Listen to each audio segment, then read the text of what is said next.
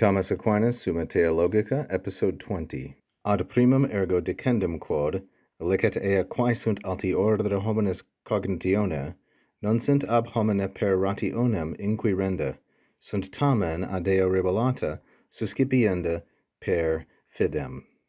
The part which follows here is interpreted as an objection. Therefore, to the first point, it must be said that, although those things which are higher than man's comprehension, although they ought not be sought, non sint inquirenda, by man through reason, nevertheless, sunt revelata, they have been revealed by God, so as to be undertaken, or they ought to be undertaken, or adopted by faith. Let's now look a little more closely at the grammar and syntax. We have ad primum, ad plus the accusative. This is neuter singular accusative.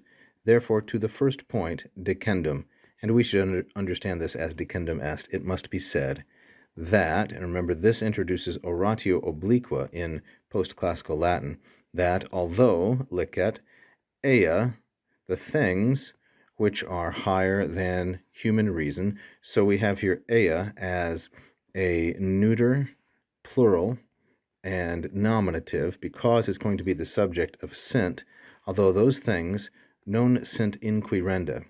Inquirenda is a gerundive, and this construction is a passive periphrastic. Remember, a gerundive is a verbal adjective, and this is from the verb inquiro, inquirere, its third conjugation. And this construction, that is the gerundive plus a form of esse, here sent, this construction connotes necessity or obligation most of the time. That's what the passive periphrastic does. So, although these things, ea, non sint inquirenda, must not be inquired into by man through reason, by means of reason. And what things are the ea? Well, let's clear the slide here and take another crack at it. Then we have the quae through cognitione. This entire relative clause is modifying ea, those things which are higher. This is a neuter plural nominative, and it is a comparative adjective. And then we have cognitione in the feminine singular ablative of comparison, those things which are higher than the comprehension, the cognition of man, of a person, masculine singular and genitive. So, although those things should not be looked into or sought out, non sint inquirenda, by man through reason, now we get to the second half of the sentence, and really the main clause, sunt tamen, nevertheless. So licet, you see, introduces all this subordination. Here's the main verb sunt. Nevertheless, the things are revealed by God, sunt revelata ad Deo, should be accepted through faith, per fidem.